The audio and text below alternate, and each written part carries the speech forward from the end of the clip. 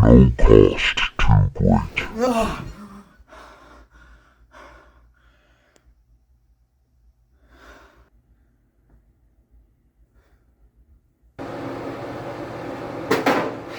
mind to kill.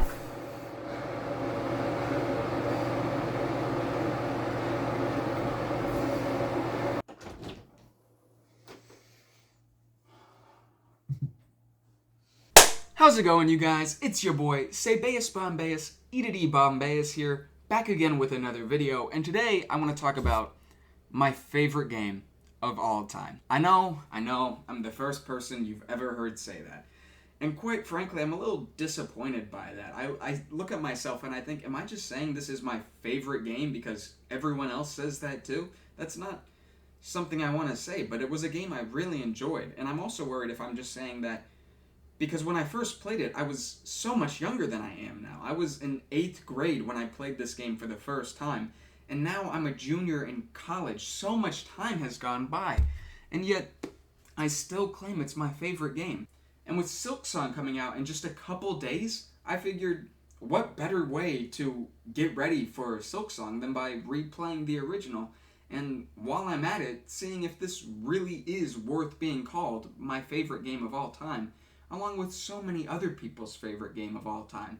So, with that all said, let's not waste any more time and get right to it. In wilds beyond they speak your name with reverence and regret, for none could tame our savage souls, yet you the challenge met. Under palest watch you taught we change, base instincts were redeemed, a world you gave to bug and beast as they had never dreamed.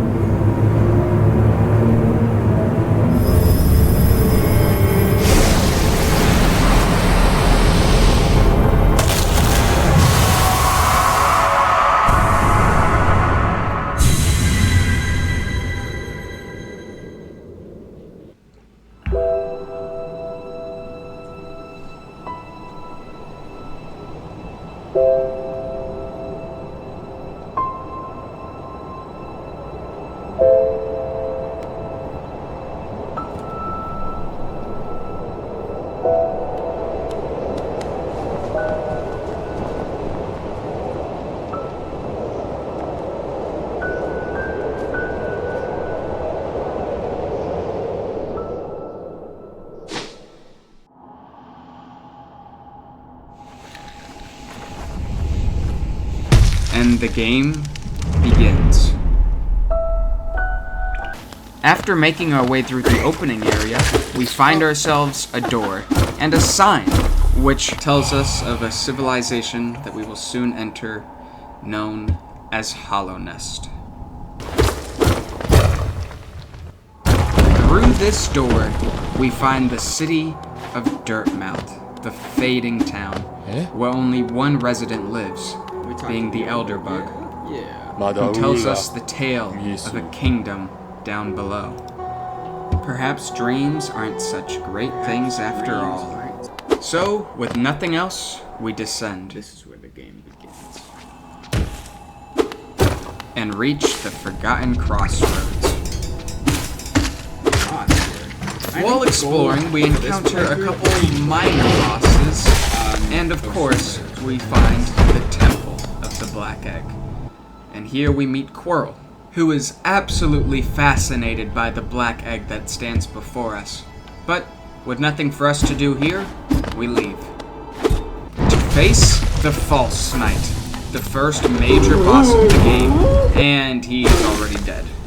Okay, well in the next room, we unlock a soul ability.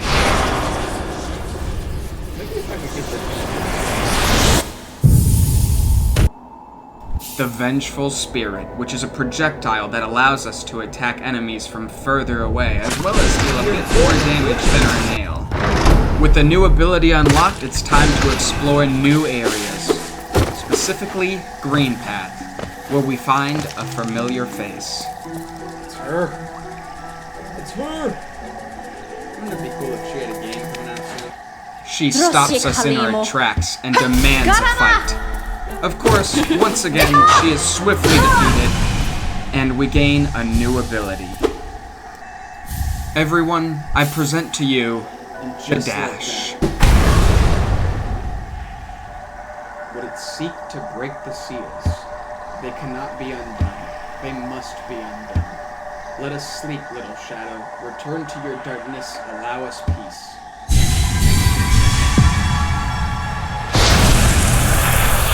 We make our way to Fungal Waste, where we find a city of very skilled warriors, more so than any we have ever faced before. Most importantly, it is here where we find the wall jump. And while we're here, let's face a boss.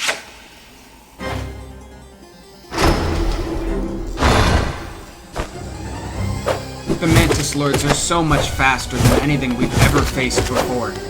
But, once again, they are swiftly defeated. With the help of the Mantis Claw, we're able to find our way to a statue where we can insert the city crest we gathered from the false knight, which brings us to a place where we find our friend Quirrell, known as the City of Tears. A huge area with tougher enemies and a beautiful statue at its center.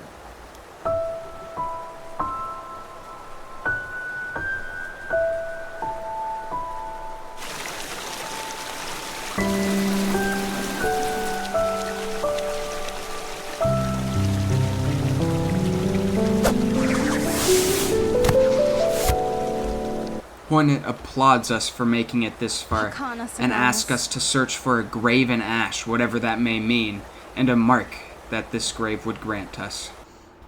Furthermore, we find a nailsmith within the city who offers to upgrade our nail for a small price.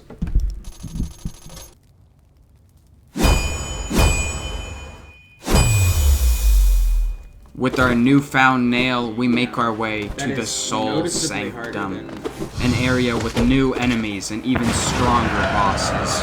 The Soul Master teleports around the stage shooting projectiles at us, but he is again swiftly defeated.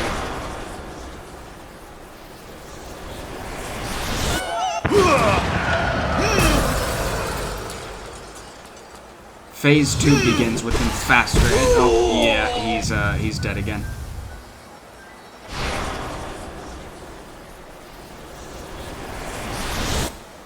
With the Soul Master finally defeated, we collect the Desolate Dive, a ground pound ability that opens up new areas to explore, including Crystal Peak, an area with tough platform challenges and Lord knows how many lasers. But despite all of this, we continue on, and we find at the heart of Crystal Peak the Crystal Heart, granting us the ability to super dash. This, once again, gives us access to new areas where we unlock new abilities. Are you starting to see the pattern yet? Now, the game is fun up to this point, don't get me wrong, but it's just collectability, go to new area, collect a new ability, find the area where that's supposed to bring you, and then go to that new area. Now, don't get me wrong, the combat and exploration is fantastic. There's a lot I'm cutting out here that's really worth exploring, but there's also no central objective yet. I'm just going around and talking to characters. It doesn't feel like I have a goal in mind at all. But alas, we continue down and find a new area.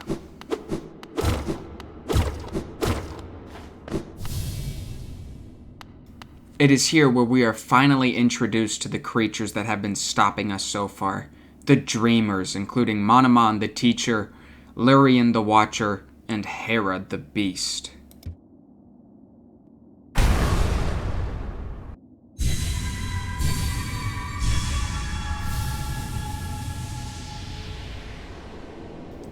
They demand that we let them sleep in peace, as we are seemingly stopped dead in our tracks and are stuck in a dream.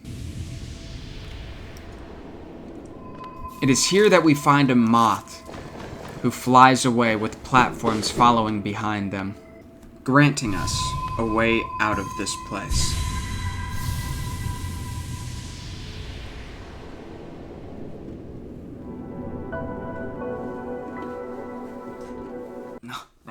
finally, this is what I've been looking for.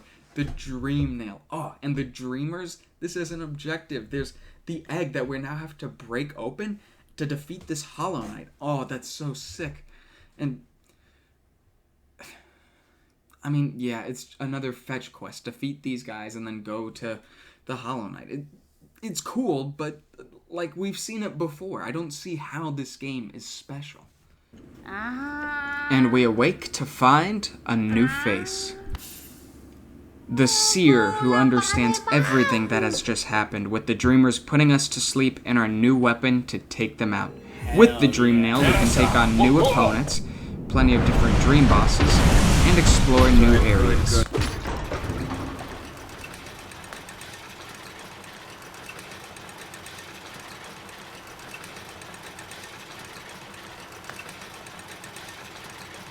At the top of this great spire, we find one of the dreamers resting, and use our new ability to tear them open and defeat them.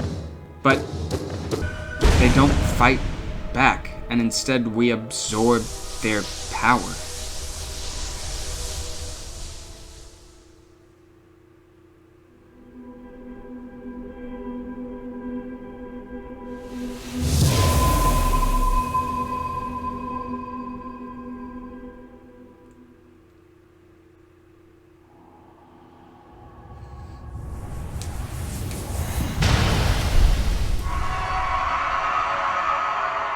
And just like that, the first seal has been broken. So we continue to explore the world, finding new and interesting bosses, including the Dung Defender, someone who clearly has enough shit to deal with.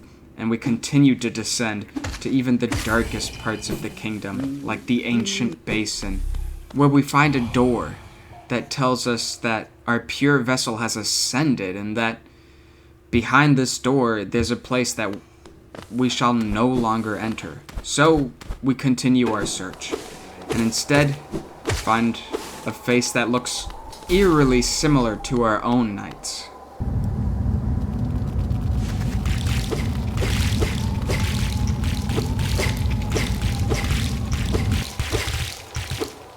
This broken vessel springs to life after this infection has taken it over, yet they are once again defeated.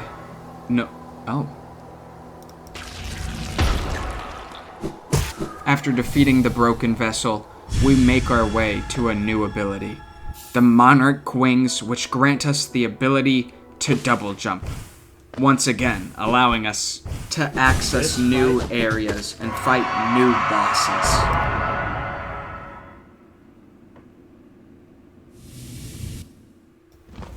So we continue to travel around the world, searching for the dreamers, and gathering whatever we find along the way. We specifically find this new ability found within this overgrown mound, the Howling Wraiths. Afterwards, we return to the City of Tears to explore its sewage, the Royal Waterways.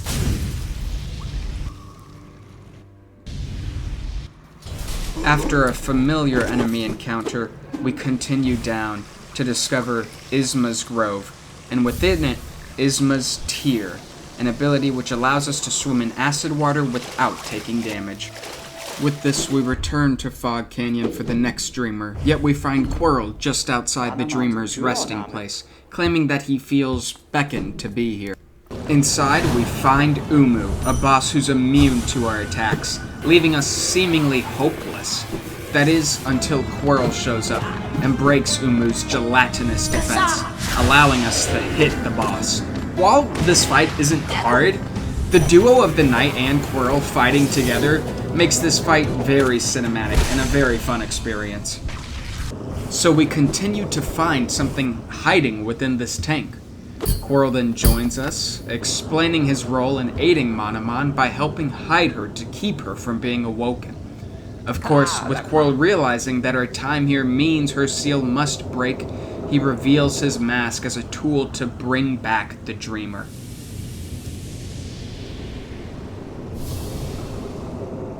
Naturally, we enter and defeat the Dreamer, collecting our second out of 3 seals. bringing us one step closer to the challenge that awaits us in the Black Egg.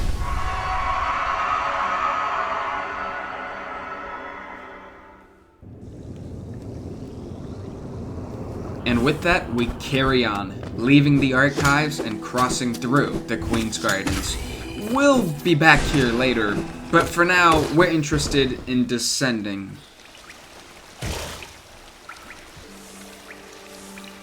Within Deep Nest, we encounter scarier enemies. Spiders crawl in from the foreground and rush towards us, yet we still find some dream essence along the way. Our way, of course, leading us to the distant village, where we find some friendly faces who offer us a place to sit. Oh.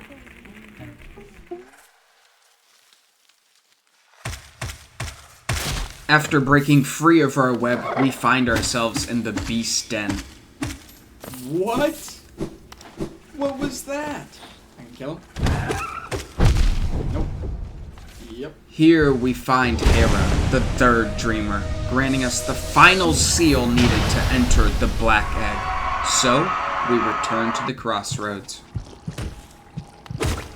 Yet, it's different. This infection exists everywhere. There's a constant beating heart here. But, whatever. Let's go to the Black Egg. With the seals gathered, it's time to break forth and enter into the final challenge. This is what everything's been building towards. What does it have in store for us?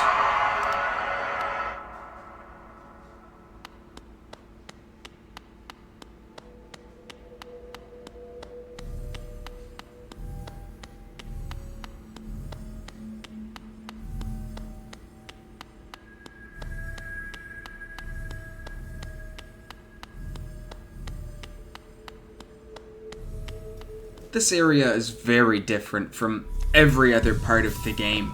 It's quiet, it's somber. It's such a beautiful moment, and all leading towards the final boss.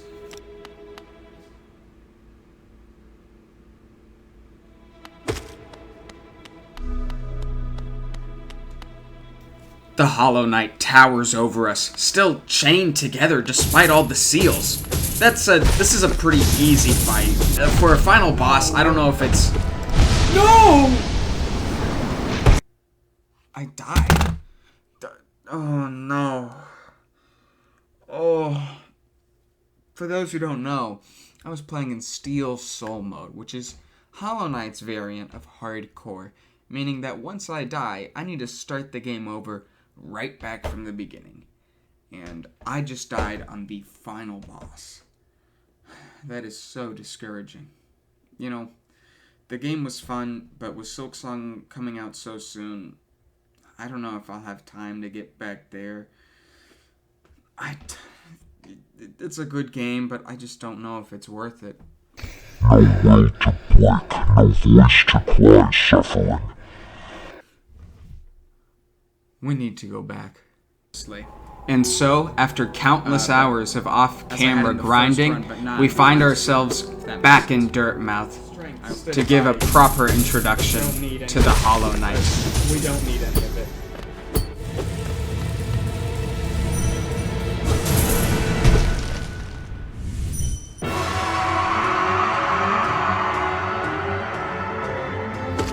Finally, after all this time, the threat we've finally been waiting to defeat, the Hollow Knight screams, but attacks himself in a strange twist. While he continues to battle, he's stuck between this damaging us and damaging himself.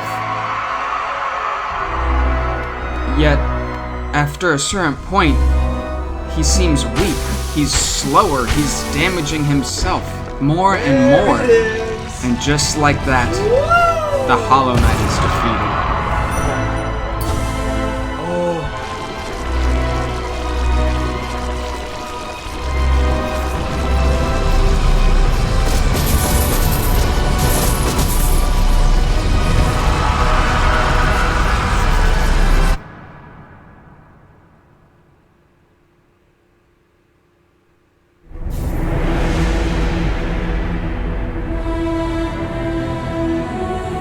But something isn't right. This doesn't feel like the ending we deserved. Instead, we take the knight's place inside the seal.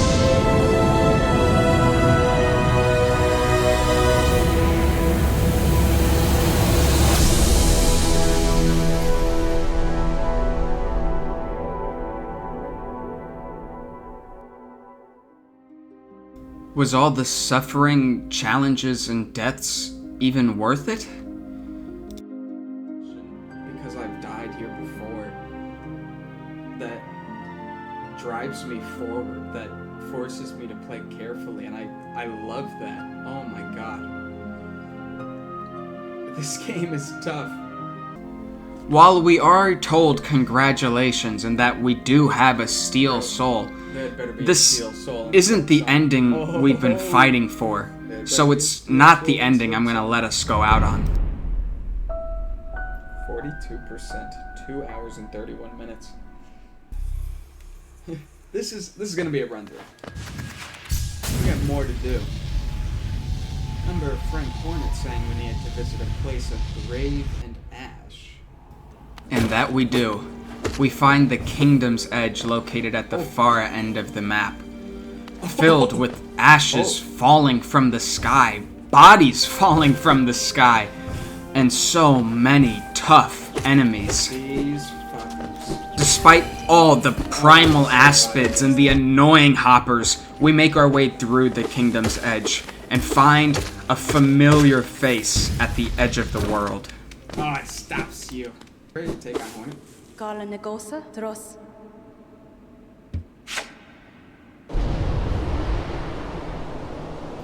Hornet once again stops us, asking if we'll claim responsibility for this kingdom's future.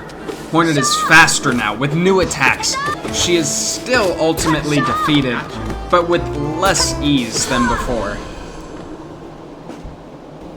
She compliments our newfound strength, then tells us to continue forward, claiming a mark as king.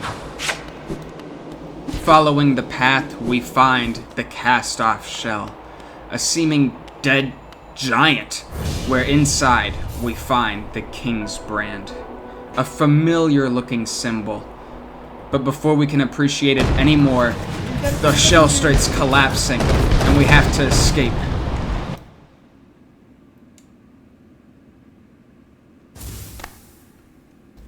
With the help of Hornet, we return to where we've seen the King's Brand before, a place that has been acknowledged as locked off from the world, so we continue through to find the Abyss, a place filled with these shells that look eerily similar to our own. Here we unlock the Abyss Shriek, a stronger howling wraiths, and, of course, perhaps the best ability in the game.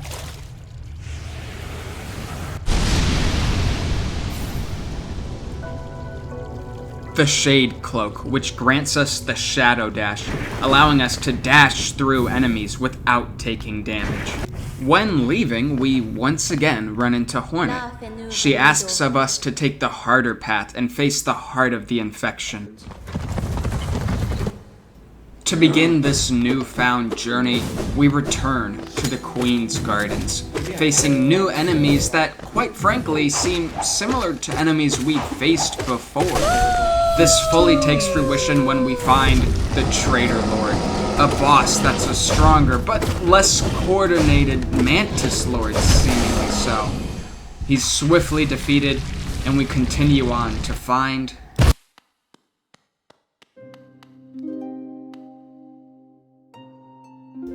the White Lady, this beautiful creature who grants us the first white fragment. With not many new areas to explore, we go back to previous areas to fight plenty new dream bosses and earn new abilities.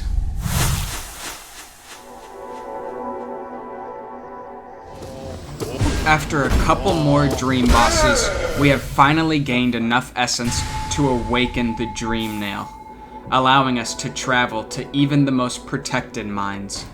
This allows us to enter into a new mind in a new area, the White Palace.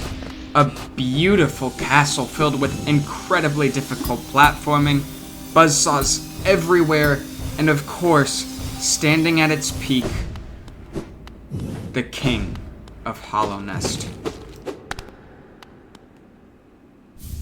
From his corpse, we collect the second piece to the white fragment, granting us the King's Soul charm, which claims that it opens the way to a birthplace. So we return to our peers to find a hole formed in the ground as we continue to descend and find a reflection of ourselves. And more importantly, we find what's in our mind. No cost too great.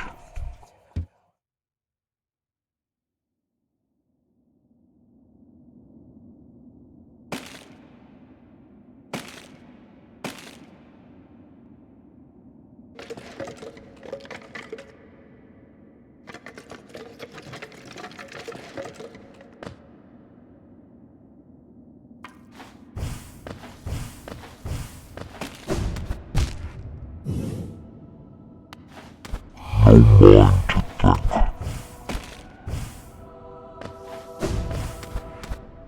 No will to quake.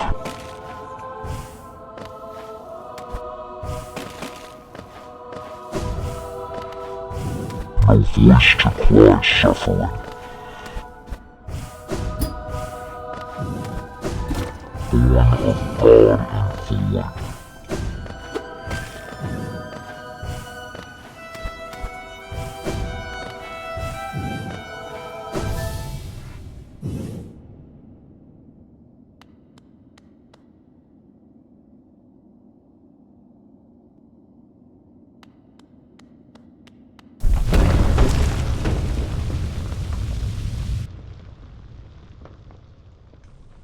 Shall seal the blinding light that plagues their dreams. You are the vessel. You are the Hollow Knight.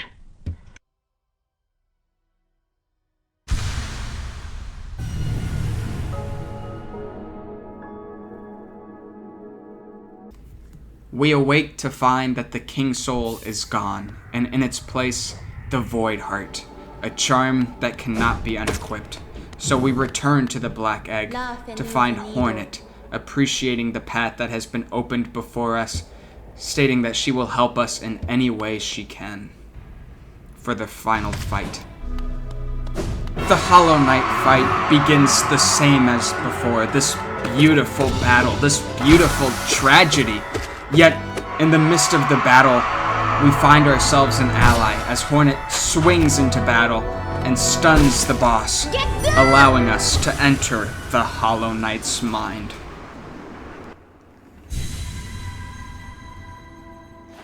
Oh.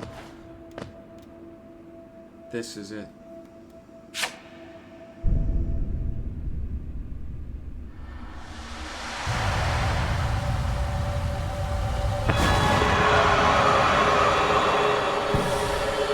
The Radiance is the true final boss of Hollow Knight.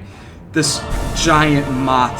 This has been the thing behind the infection all along. The spreading, the contaminating of the citizens' minds. It's all come down to this. One thing's for certain. We will either walk away with the Radiance defeated, or the infection will continue to spread.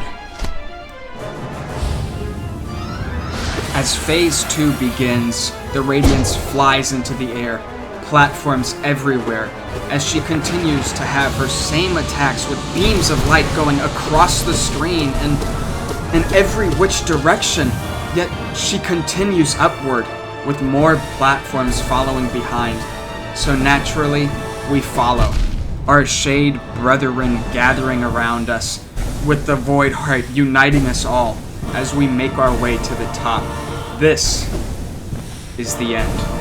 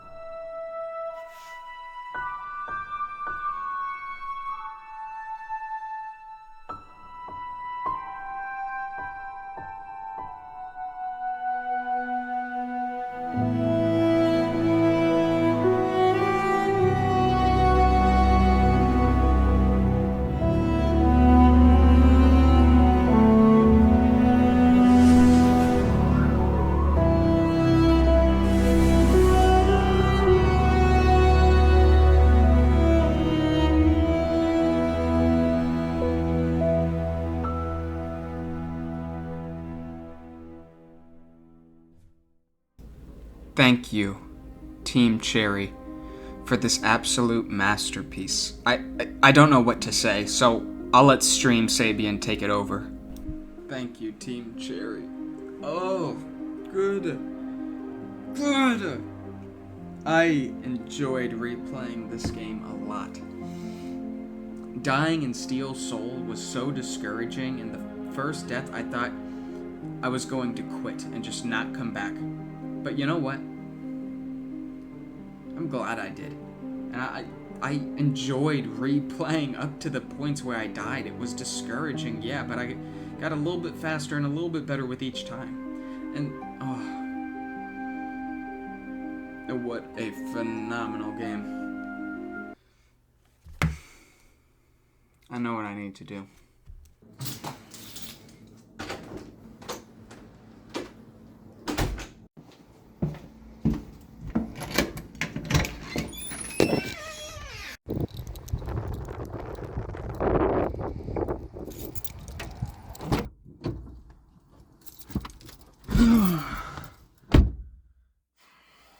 I know what I have to do. I'll be back just a second.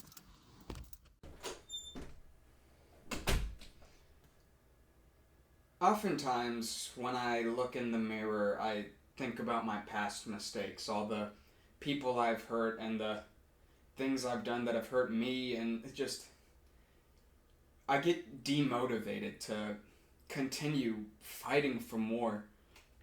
But something about replaying Hollow Knight changed that. Hi, my name's Sabian, and Hollow Knight is my favorite game of all time. The Void Heart. This is a charm in the game. It's something I've wanted tattooed since I first played the game in 8th grade or freshman year of high school. And now it's finally real. I've just never gotten around to actually getting it tattooed. But with Silksong, and I wanted to replay it and see if this was something really worth getting permanently on my body, and luckily, I think it was. No, I know it was. Hollow Knight,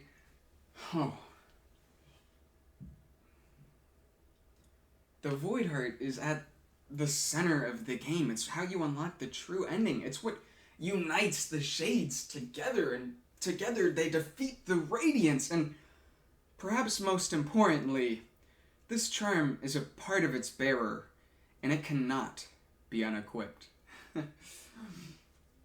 And I think about this Hollow Knight run, and just all the challenges I faced, and with making this video too, there was so many roadblocks, from the emotional to the mental and physical. It was all tough to deal with, but throughout the whole time, I found myself to keep fighting for it, which is not something I'm prone to doing. I oftentimes think about all the things I've done wrong and choose to give up and just forget about it, but not for this. When I look at the Void Heart, I will remember the joy I found from fighting for what I wanted and believed in. And that's something I always want to remind myself, and I don't want to let those voices get in the way of that. And now I'll have a constant reminder everywhere I go. So thank you, Team Cherry, for this masterpiece. I'd like to also shout out Tattoos by Ducky. If you're near the Bloomington, Normal, Illinois area, I would highly recommend her. It was a great time, and I think it came out really nice. I'd like to give another shout out to my roommates, my family, friends, everyone who supports me, and the people who were okay with me not going to hangouts or parties so I could work on this. This was something that was really important to me, and I'm glad I got it done. So, thank you. Also, all the footage from this video was streamed live on my Twitch. I will put a link in the description, and yeah, I think we might stream Silksong in a couple days when that comes out. So I'm looking forward to that.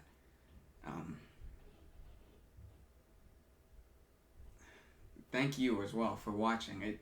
It means a lot. I appreciate it. This is something I've put a lot of work into, and something I'm very proud of. So, I hope this was a good video. Be sure to like, comment, and subscribe. And as always, thank you for watching, and I will see you guys in the next one.